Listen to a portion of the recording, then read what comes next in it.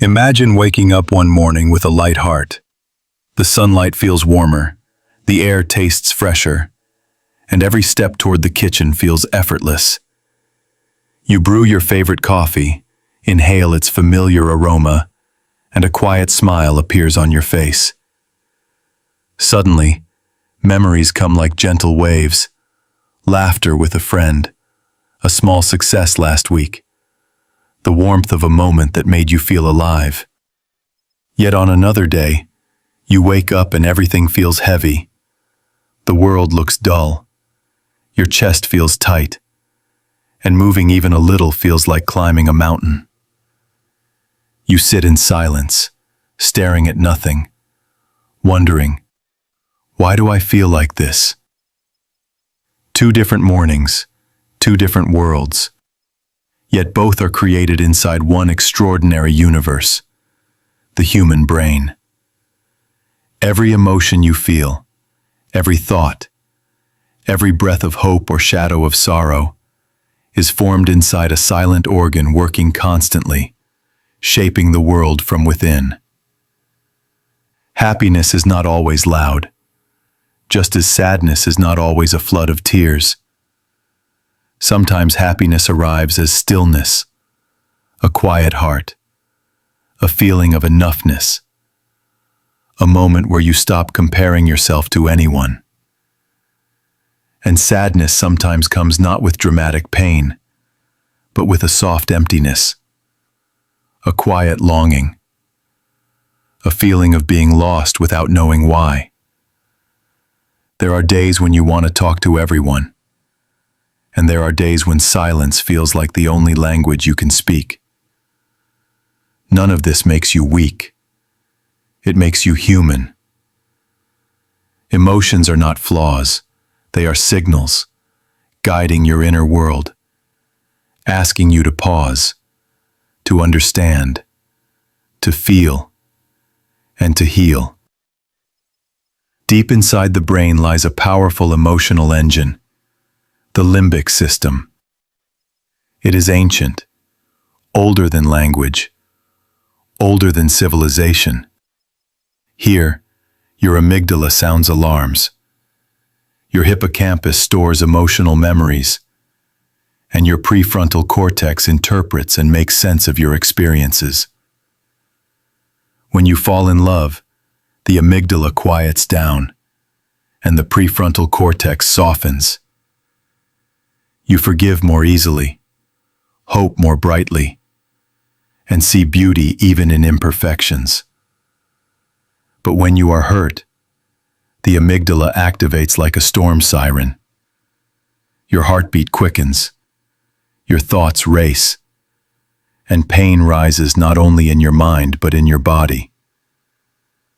These reactions are not dramatic. They are survival systems built by evolution to protect your heart and your being. Happiness is a chemical symphony. Dopamine fuels excitement and motivation, pushing you to chase goals and dreams. Serotonin stabilizes your mood and gives you the quiet confidence of self-worth. Oxytocin warms the heart through human connection, arriving in moments of trust, affection, and emotional safety. Endorphins soothe the mind, appearing when you laugh so hard your stomach hurts, or when you take a refreshing walk under the morning sky. These chemicals are not just substances, they are emotional languages, whispering to your brain, you are alive, you are safe, you are growing. And yet, sadness plays its own necessary role. When dreams fall apart, or someone you love walks away, the brain slows down, serotonin drops, energy fades, the world becomes quieter. This is not punishment. It is protection. Sadness tells you that something mattered deeply. It is the mind's way of creating space to reflect, to grieve, to understand. Just like physical wounds need time to heal, emotional wounds require gentle patience. Sadness is not weakness. It is a signal that your soul has loved, hoped, and lived. We live in a world that celebrates constant happiness and hides sadness in the shadows. Social media shows perfect smiles, perfect trips, perfect lives. We scroll through highlights of others and whisper to ourselves, "Why am I not as happy as they are?" But we forget. We are seeing moments, not lives. The brain, confused by these illusions, believes happiness is the absence of sadness. But real psychology teaches the opposite. Happiness is not a constant state. It is a rhythm. And sadness is not failure. It is part of the music. Memory shapes emotion more than we realize. A song can transport you to childhood. A smell can return you to a moment of love. And a place can awaken pieces of your past that you thought you had forgotten. The brain holds both joy and wounds. Interestingly, it remembers pain more vividly than pleasure. Not because we are negative, but because survival once depended on remembering threats. Today, the danger may not be predators in the wild, but heartbreak, disappointment, and fear of not being enough. Yet the mechanism remains. Memory protects, even when it hurts. In the digital age, dopamine has become currency. Every notification, every like, every message gives a tiny spark of excitement. We chase that spark again and again, scrolling endlessly, not out of curiosity, but craving. But like fast sugar, this happiness fades quickly. It lifts us for a moment, then drops us into emptiness. The brain was never built for constant stimulation. It was built for meaning, for real experience, for quiet growth.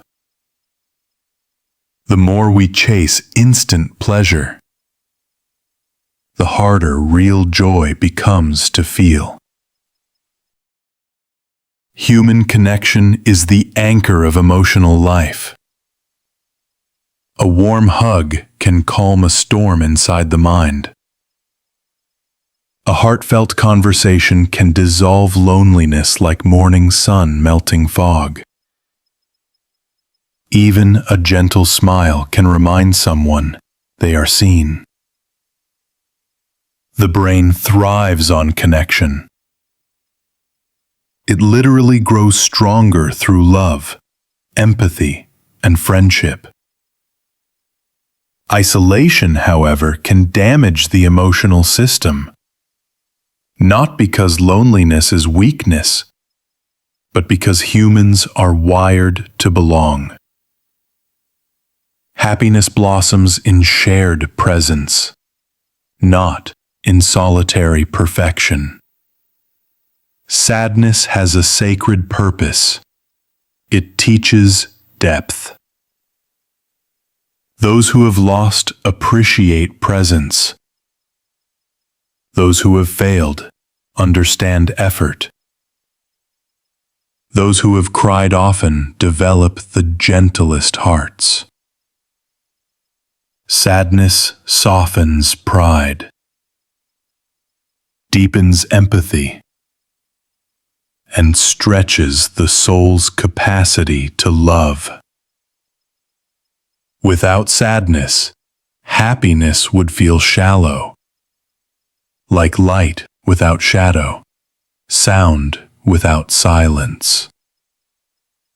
We grow not only in triumph, but also in tender grief.